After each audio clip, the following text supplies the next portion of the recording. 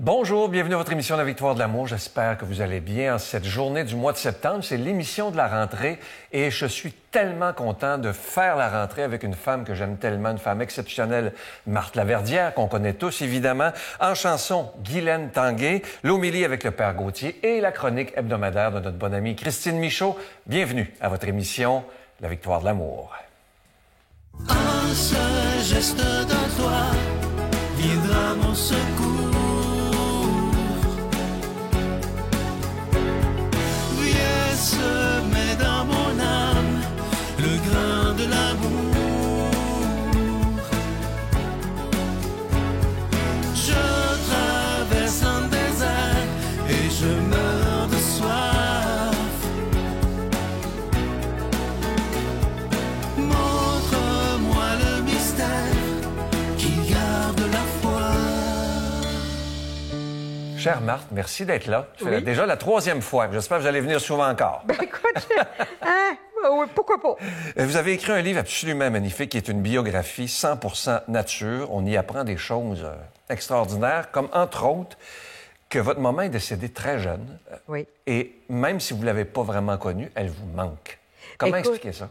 La blessure d'un enfant qui perd son parent jeune, tu sais, quand moi j'avais 2 ans et demi, quand c'est arrivé, tu réalises pas que c'est la maladie qui l'amène. Tu vis un abandon.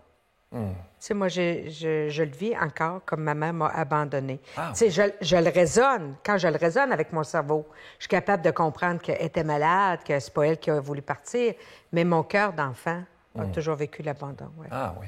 Votre père aussi, lorsqu'il est décédé, ça vous a laissé une question. Qu'est-ce que je veux vraiment dans la vie?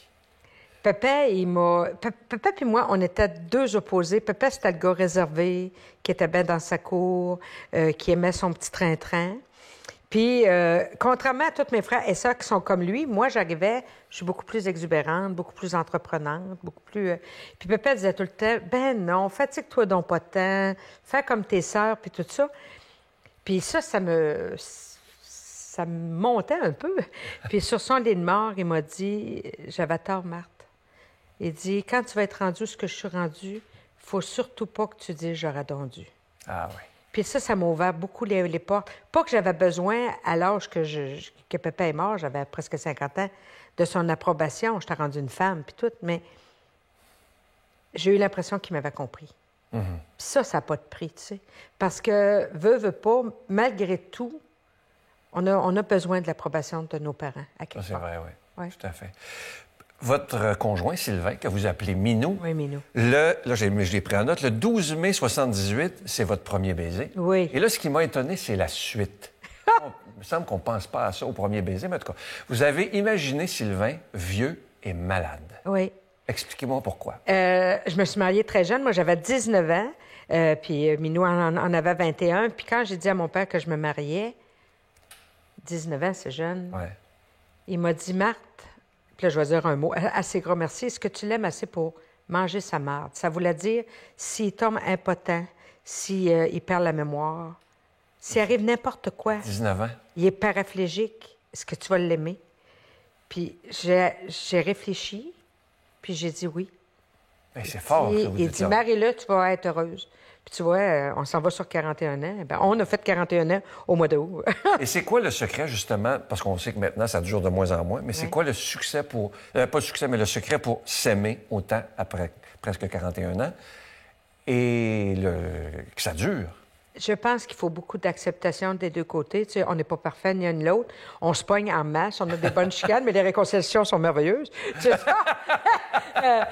Je pense que il faut beaucoup pardonner, autant d'abord qu'à de l'autre, puis être conscient que le jour où j'y ai dit oui, c'était pour la vie. Moi, le jour où j'ai dit oui à l'église à Minou, dans ma tête, c'était pour toujours, C'est beau, hein? jusqu'à la fin. Tu sais, je pense que de nos jours, on est beaucoup dans un monde où on passe vite à autre chose, où tout est jetable. Ouais. Je pense pas que l'amour, tu peux passer à autre chose. Ouais, c'est- L'amour, c'est une affaire que tu t'investis. C'est pas toujours drôle, mais on s'investit. Ce qui a été spécial, c'est que lui, il n'était pas au courant, là, je veux que vous m'expliquiez ça, de votre dépression. Il a eu de la peine de ça. Oui. Parce qu'il l'aurait appris dans le livre. Oui, je l'ai caché à Sylvain, ma dépression. Je lui ai dit après. Ce qu'il a appris dans le livre, c'est comment j'ai fait pour m'en sortir. Ça, on n'avait jamais parlé. Puis sur le coup, je me suis rendu compte que dans ma tête, quand j'ai fait ma dépression, je lui ai pas dit pour le protéger. Mais après coup, c'est parce que j'avais peur qu'il m'aime plus. Ah oui. Tu sais, de me montrer fragile, de me montrer vulnérable, moi qui montrais toujours que j'étais à la toffe, qui savait tout faire, j'ai eu peur qu'il n'aime pas cette Marthe-là. Et là, J'y ai pas fait confiance. ah oui. Puis ça l'a blessé. Oui. C'est beau, hein? Dans les années 90, Oui. ça m'a étonné, ça. Vous avez fait une thérapie, mais axée sur la prière. Oui, un agapé-thérapie. OK, on la répète après. Comment ça s'est passé? Parce que c'est spécial, ça, ces thérapies-là. Seigneur, il faudrait qu'il y ait un livre rien que là-dessus. Ma sœur avait été faire avec mon beau-frère un agapé-thérapie, puis en tout cas, elle avait trouvé ça extraordinaire. Mais moi, j'étais dans un temps très, très creux de ma vie, j'avais autant envie d'aller faire un agapé-thérapie que de me faire effouérer 2 mains en dessous d'une vanne, tu comprends?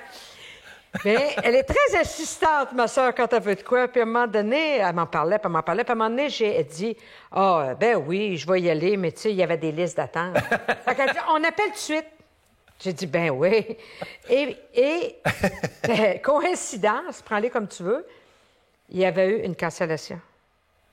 Fait qu'elle dit hey, « Tu peux y aller en fin de semaine, je vais garder les enfants. » J'ai dit « Mon Dieu. » Là, j'ai dit « Bon, panique pas, Marthe. Viens y porter petit. » Va-t'être dans un motel, dors en masse, puis quand tu reviendras, tu vanteras les bienfaits de l'agapé-thérapie. Fait que j'arrive là avec les enfants, je laisse les enfants. Fait que là, en tout cas, je vais. Puis là, mon beau-frère dit embarque avec moi, il faut que j'aille porter quelque chose. Seigneur, là, je me sentais comme une souris d'un piège. J'étais piégée là. Et quand j'étais arrivée, écoute, j'avais une valise vide. J'avais rien. J'avais rien. Fait que là, j'ai vu une madame arriver, elle s'appelait Suzanne, qui était celle qui allait m'accompagner en piège. Excuse-moi le mot, mais en arrivant, j'ai dit hey, toi, fous-moi paix. Dérange-moi pas, puis je te dérangerai pas. Moi, m'aller dormir, là. Puis toi, ben, fais tes affaires. Regarde, j'ai pas besoin de toi. Elle a été patiente, tellement patiente. Et à un moment donné, je pense que quand le bon Dieu te veut, à quelque part, il te veut. J'ai eu un flot de larmes qui a montré, puis dans ma tête, ça montait. Arrête pas l'océan. C'était fort, arrête pas l'océan. J'étais pas capable d'arrêter de pleurer. Mais tu sais, pas rien qu'une larme, là. C'était réellement comme si je venais d'apprendre que Minou avait le cancer, puis on était en phase terminale. Tu sais, c'était immense. Et je me suis ramassée à la chapelle, puis à un moment donné, Suzanne est arrivée. Puis là, j'y ai parlé de ma mère. Mon dit la nuit. Puis elle a pogné une image de Marie, elle a dit « T'as vu ta mère? Tiens, c'est elle, broye là-dessus. » Puis elle s'est en allée. Et ça, c'est la meilleure affaire qu'elle a faite pour moi. Ah oui? Oui, parce que là, j'ai arrêté de fuir cette émotion-là. Je ne pouvais pas arrêter de pleurer. Puis, en voulant plus la fuir, j'ai compris que s'il me voulait là, le bon Dieu, c'est parce que j'avais de quoi aller vivre là. Puis j'ai accepté la suite. Qu'est-ce que vous avez appris? Qu'est-ce que ça vous a donné? Je sais que c'est très libérateur. J'ai senti, à un moment donné, ils nous font comme revivre notre conception de notre naissance, toujours dans la prière. Il n'y a rien d'ésotériste là-dedans. C'est de la prière. Et à un moment donné, il y a eu un chant Entre les étoiles, qui est un chant religieux. Et ça dit la nuit où je t'ai désiré. Et je me suis sentie désirée. C'était la première fois de ma vie où j'ai senti très fort que ma conception avait été désirée. Tu sais, moi, j'avais toujours su qu'à un moment, quand j'avais été conçue, elle était déjà malade. Tu sais, t'es la 7e, 8e en réalité, parce que j'avais une soeur qui était morte. Tu dis peut-être que c'est un accident, mais là, j'ai réellement senti, j'ai été désirée. Il a voulu que je sois là. Puis ça a été un changement dans ma vie. Ah oui? Oui. Ça l'a mis une couche, un plaster sur mon abandon. C'est très beau. Hein? Pourquoi vous dites à un moment donné, je l'écris même en gros, que le mot « mode » vous tombe chez les nerfs, ça n'a pas de bon sens? Pourquoi? Parce que je trouve que c'est un incitatif à être quelqu'un qu'on n'est pas, à suivre des tendances qui ne seraient pas les nôtres. Écoute, il y a des modes même en jardinage. Le monde arrive à ça et se dit « C'est quoi la mode de cette année? » Mode. J'ai dit, c'est quelle fleur que t'aimes, toi? Ouais, mais moi, c'est parce que j'aime bien les marguerites, puis c'est pas à mode, les marguerites. Je dis, on s'en fout-tu? Si tu aimes les marguerites, mais hein?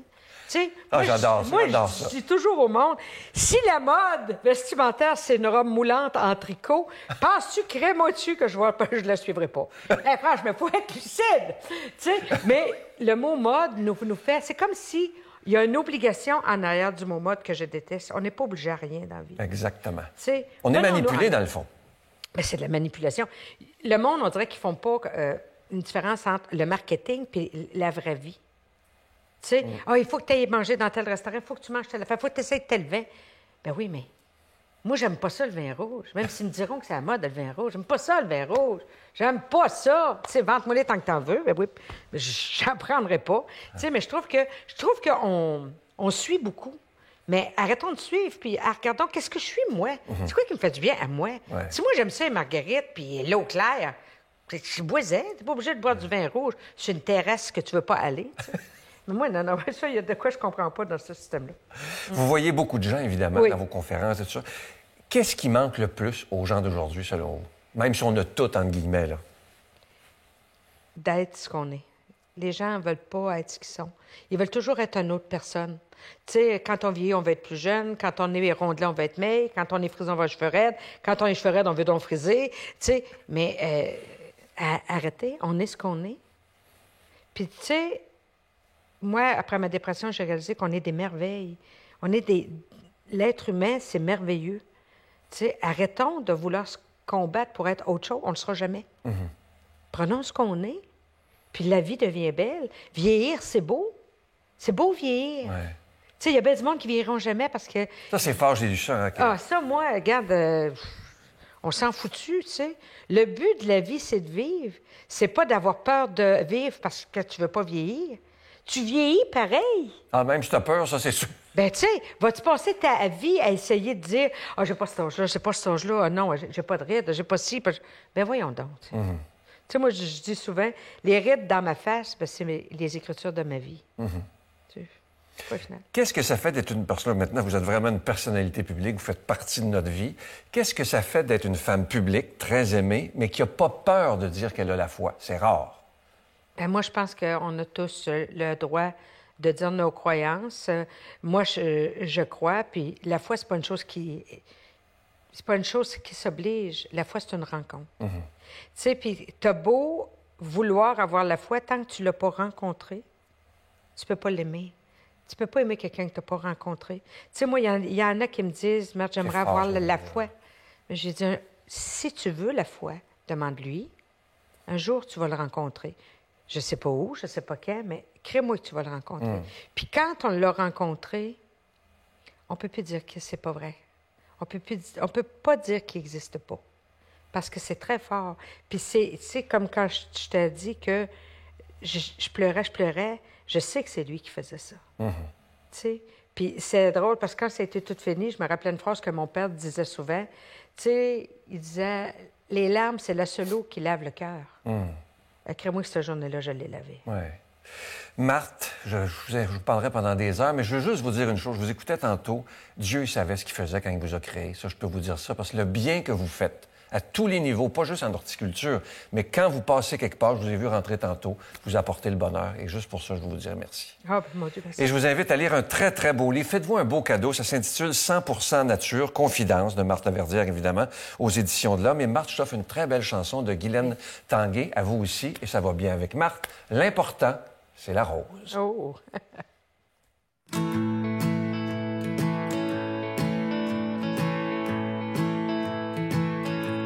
Toi qui marches dans le vent, seul dans la trop grande ville, avec le cafard tranquille du bassin.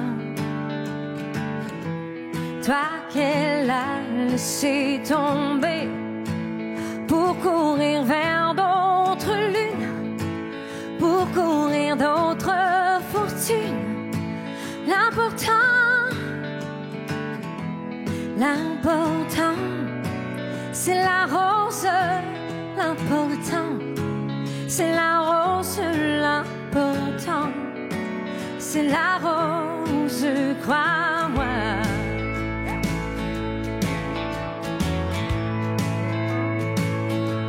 Toi qui cherches quelque argent pour te boucler la semaine, dans la ville tu promènes ton ballon. Cascadeur, soleil couchant, tu passes devant les banques. Si tu n'es que saltimbanque, l'important,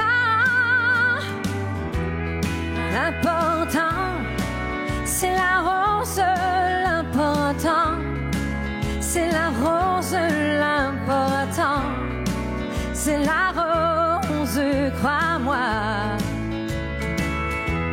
Toi, petit, que tes parents ont laissé seul sur la terre, petit oiseau sans lumière, sans printemps.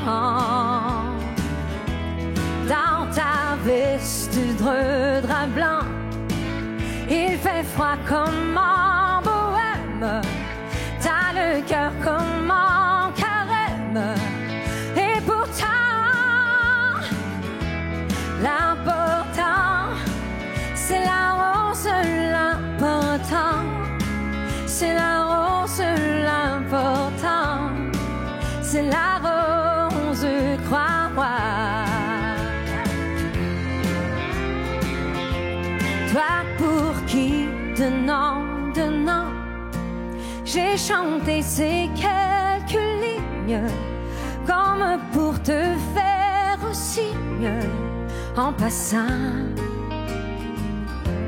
Dis à ton tour maintenant que la vie n'a d'importance que par une fleur qui danse sur le temps. L'important, c'est la rose. L'important, c'est la rose. L'important, c'est la rose, crois-moi.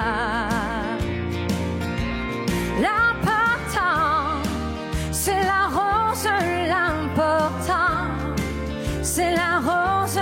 L'important, c'est la rose, crois-moi. La la la la la la la la la la la. Notre Père qui es aux cieux, que ton nom soit sanctifié, que ton règne vienne, que ta volonté soit faite sur la terre comme au ciel. Donne-nous aujourd'hui notre pain de ce jour. Pardonne-nous nos offenses, comme nous pardonnons aussi à ceux qui nous ont offensés. Et ne nous laisse pas entrer en tentation, mais délivre-nous du mal, car c'est à toi qu'appartiennent le règne, la puissance et la gloire pour les siècles des siècles. Amen. Encore une fois, je suis tellement content de vous parler de ce cadeau du mois de septembre. Il s'agit d'un tout nouveau livre qui s'intitule « Mise en forme de l'âme. Retrouvez votre santé spirituelle ». Ça a été écrit en collaboration, je suis tellement privilégié, avec Lambert. C'est lui d'ailleurs qui a écrit avec Ginette Renaud son livre. Alors imaginez comment je me sens choyé d'avoir pu écrire avec lui. C'est absolument extraordinaire. Alors, je vous donne l'adresse en vous rappelant que c'est avec un don de 25 $ si vous en voulez deux, avec un don de 40 $ parce que ça se donne bien en cadeau. Et je vous rappelle, il est écrit en gros caractères et très facile à lire. La Victoire de l'amour, case postale 120, succursale Boucherville à Boucherville, le J4B 5E6. Je vous la redonne. La Victoire de l'amour, case postale 120, succursale Boucherville à Boucherville, le J4B 5E6. Également par téléphone, par carte de crédit du lundi au vendredi de 8h30 à 16h30 dans le 514-523-4433, 523-4433 ou sans frais le 1-888-811-9291, 1-888-811-9291 et aussi sur notre site Internet. Vous savez que ça, c'est évidemment 24 heures par jour, c'est rapide, sécuritaire et efficace, le www.lavictoiredelamour.org. Alors, je vous rappelle ce livre dont je suis très fier et je remercie Lambert qu'on ait pu travailler ensemble. Il s'agit de ce livre qui s'intitule « Mise en forme de l'âme. Retrouvez votre santé spirituelle ». Alors, merci de tout cœur de votre grande générosité en ce début d'année, parce que grâce à vous, on pourra continuer pour des dizaines et des dizaines d'années, ça fait longtemps que je vous dis ça, hein, à proclamer la priorité des priorités qui est Jésus de Nazareth.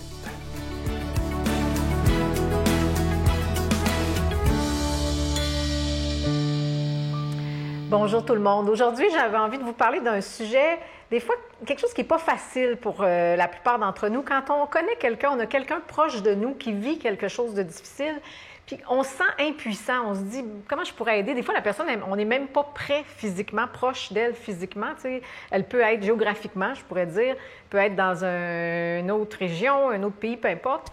Puis là, on se dit, je voudrais donc avoir une baguette magique puis tout régler. Ou qu'est-ce que je pourrais dire qui lui ferait du bien? Ou comment je pourrais m'y prendre? Puis par moments, moi, dans ces moments-là où j'avais l'impression que je ne savais pas du tout quoi faire ou comment m'y prendre, il y a une phrase qui m'est venue dans la tête, c'était « Je tiens ta main dans l'invisible ». Et ça, j'ai souvent dit ça à des amis. Je me dis, bien, il y a tout le monde invisible qu'on ne connaît pas. Tout ce qui est l'énergie qui nous entoure, etc., moi, j'ai envie de croire que si je m'imagine que je tiens la main de quelqu'un que j'aime, dans mon esprit, dans mon cœur, bien, ça peut avoir un impact positif. Donc, je tiens ta main dans l'invisible, bien, c'est beau, c'est doux en même temps. Puis je me suis dit aussi, récemment, j'ai pensé à ça, des gens que j'avais perdus, qui sont décédés, des gens que j'ai aimés. Puis c'est drôle, hein, mais je me rappelle de leurs mains. Je me rappelle précisément de leurs mains. Les mains de ma mère, je m'en souviens parfaitement, les mains de ma grand-mère, de plein de gens que j'ai aimés comme ça. Alors, qu'est-ce qu'il y a dans nos mains? C'est toute l'énergie, j'imagine, qui fait partie de nous. Puis c'est tout ce qu'on peut donner, offrir au monde. C'est pour ça que cette expression a pris tellement d'importance, de grandeur dans ma vie, puis que j'ai eu envie de vous en reparler. Des fois, je fais juste écrire ça par courriel à quelqu'un, ou je vais le dire au téléphone, mais je tiens ta main dans l'invisible. Et combien de personnes m'ont dit « Ah, ça m'a tellement fait du bien quand tu m'as dit ça. » Mais je l'imagine vraiment, là, j'imagine que j'ai ma main, ou je tiens la main de la personne. Puis une autre inspiration de ça, c'était un jour où j'étais dans l'avion. Je m'en allais pas très loin, je pense à Sept-Îles. Puis la dame à côté de moi, elle avait tellement peur. Elle en faisait pitié, puis je la connaissais pas du tout, fait que c'était embêtant. Tu sais, qu'est-ce que j'ai beau lui dire, ben non, ça va bien aller, voyons donc. Et à un moment donné, je me suis tournée vers elle, je dis, écoutez, donnez-moi votre main. J'ai tenu sa main pendant le décollage, je la connaissais absolument pas. Mais je m'en rappelle, je vous le raconte aujourd'hui, ça m'a tellement touchée. Donc, il y a des fois où on peut le faire en vrai, mais quand on ne peut pas en vrai, dans l'invisible, je pense que ça fonctionne aussi. Essayez-le, vous verrez.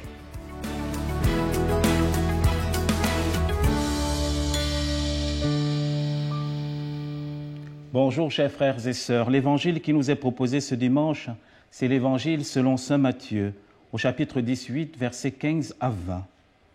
Jésus disait à ses disciples, « Si ton frère a commis un péché, va lui parler seul à seul et montre-lui sa faute. S'il t'écoute, tu auras gagné ton frère. S'il ne t'écoute pas, prends encore avec toi une ou deux personnes, afin que toute l'affaire soit réglée sur la parole de 2 ou 3 témoins. S'il refuse de les écouter, dis-le à la communauté de l'Église. Et s'il refuse encore d'écouter l'Église, considère-le comme un païen et un publicain. Amen, je vous le dis. Tout ce que vous aurez lié sur la terre sera lié dans le ciel, et tout ce que vous aurez délié sur la terre sera délié dans le ciel. Encore une fois, je vous le dis, si 2 d'entre vous sur la terre se mettent d'accord pour demander quelque chose, ils obtiendront de mon Père qui est aux cieux. Quand 2 ou 3 sont réunis en mon nom, je suis là au milieu d'eux. Frères et sœurs, aujourd'hui, le Seigneur nous invite à regarder la correction fraternelle. On parle souvent que la correction fraternelle, comme le dit saint Thomas, c'est la plus grande œuvre de charité.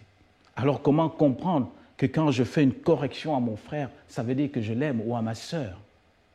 Et c'est pourquoi le Seigneur nous donne comme 3 étapes, 3 niveaux. 3 niveaux pour nous permettre, n'est-ce pas, de comprendre. Parce que vous savez, dans une faute, dans un péché, dans l'Église, on dit, pour qu'il y ait péché, il faut qu'il y ait acte, il faut qu'il y ait liberté, il faut qu'il y ait conscience et pleine connaissance aussi. Alors, c'est pourquoi le Seigneur nous invite à ne pas nous arrêter sur les apparences. Vous savez, j'ai vécu quelque chose quand j'étais stagiaire dans la paroisse où j'étais. Le prêtre avant moi, n'est-ce pas, il était toujours au bureau. Et il faisait des homélies de 5 minutes. Et ça jasait dans la communauté. Ah, il est pressé, il est toujours dans son bureau, il est associable, tout ce que vous savez. Alors moi, je suis arrivé, je ne suis jamais dans le bureau. Et mes homélies, parfois, c'est 15 minutes. Et les mêmes paroissiens ont redit la même chose. Ah, le Père Gauthier n'est jamais là, c'est du n'importe quoi. Et ça met son homélie, c'est 15 minutes. Et alors, j'étais très drôle parce que je trouvais ça très drôle parce que ce sont les mêmes qui se sont plaints. Mais de l'extérieur, ils ont jugé sans se rendre compte. Et c'est ce que le Seigneur nous invite à faire, de ne pas nous arrêter sur les apparences. Même si ton frère, ta sœur a fait quelque chose contre toi, va le trouver seul à seul. Mais en allant le trouver, n'est-ce pas, ne va pas plutôt le condamner, va plutôt essayer de comprendre les raisons pour lesquelles il a fait cela. Et parfois c'est dur, je suis d'accord avec vous. Si vous êtes comme moi, quand quelqu'un m'a blessé, la seule chose que j'ai envie de faire, c'est de demander au Seigneur, n'est-ce pas, de nous mettre dans une pièce et de couper un peu les lumières pour qu'il y ait des choses qui se passent, vous me comprenez, mais Dieu seul sait, il ne le permet pas. Parce que vous et moi, nous sommes des êtres humains. Et c'est parfois difficile, quand on est blessé par quelqu'un, trahi par quelqu'un qu'on aime, de pouvoir comprendre les raisons ou les motifs. Et c'est pourquoi la première chose qu'il faut faire quand on est blessé ou avant d'aller voir son frère, c'est de prier. C'est de prier pour que cette rencontre de pardon se passe dans de bonnes conditions. Et c'est pourquoi en Afrique, on a un proverbe qui dit « Quand tu veux lancer, n'est-ce pas, la flèche de la correction dans le cœur de ton frère, trempe le bout dans du miel. » Ça veut dire que quoi? Toute notre recherche de correction fraternelle ou encore toute notre recherche de pouvoir régler les litiges entre nous doivent être trempés dans le miel de l'Esprit Saint. Nous devons prier avant. Nous devons demander cette grâce à Dieu pour que ces moments de rencontre pour la réconciliation se passent bien. Et deuxièmement, le Christ nous dit, si ça ne va pas, amène 2 ou 3 témoins. Pourquoi? Parce que l'affaire peut être aussi le produit de ma subjectivité. De simplement ma subjectivité, parce que vous savez, nous, vous et moi, nous mettons parfois des gens dans des cadres ou encore dans des grilles. Moi-même, ça m'arrive parfois. Au premier abord, je commence à catégoriser quelqu'un. Oui, je suis désolé de vous le dire. Moi-même, le Père Gauthier, ça m'arrive. Et quand ça m'arrive, il me faut parfois l'aide d'un frère ou d'une tierce personne pour dire non, non, non, écoutez mon Père, là, c'est vraiment votre imagination. Cet acte-là, il n'y a rien derrière. C'est un acte qu'il pose concrètement et normalement. Il ne vous a pas fermé la porte parce qu'il refusait de vous voir, mais c'est comme ça qu'il est, ou alors c'était l'attitude. Et c'est pourquoi le Seigneur nous invite d'aller prendre un autre et de parler à notre frère. Et donc là, on va comprendre que vraiment dans la vie, en fait, de la foi chrétienne, le pardon ne sera pas seulement un acte extérieur ou un acte personnel, mais ça sera un acte qui implique une communauté, une vie. Et la distinction entre le pardon simplement humain et le pardon chrétien, c'est que le pardon humain vient comme réparer une faute. Mais le pardon chrétien donne la vie. Quand nous, chrétiens, nous pardonnons, nous prions pour que l'autre ait la vie. Et ça, c'est difficile. Et c'est pourquoi il nous faut l'apport de l'Esprit Saint. Alors demandons cette grâce au Seigneur, frères et sœurs, que dans chaque acte où on est blessé, où on est rejeté, que le Seigneur puisse nous accorder cette grâce d'avancer petit à petit, de pardonner et surtout de réparer le litige dans la paix. Et que le Seigneur qui nous aime tant, lui qui nous donne son amour en plénitude, nous donne cette grâce et nous pardonne aussi. Au nom du Père, du Fils et du Saint-Esprit. Amen. Je vous salue Marie, pleine de grâce. Le Seigneur est avec vous. Vous êtes bénie entre toutes les femmes, et Jésus, le fruit de vos entrailles, est béni. Sainte Marie, Mère de Dieu, priez pour nous pécheurs, maintenant et à l'heure de notre mort. Amen.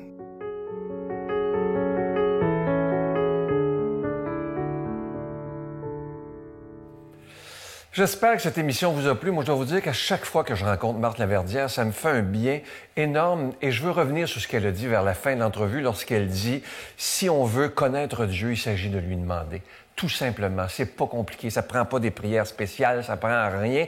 Ça prend juste un cœur qui a le goût de dire à Dieu, ben si t'existes, fais-moi donc signe. Et c'est ce que je voudrais en cette journée de la rentrée aujourd'hui, c'est de m'adresser à ceux qui doutent peut-être de Dieu, qui doutent de son existence.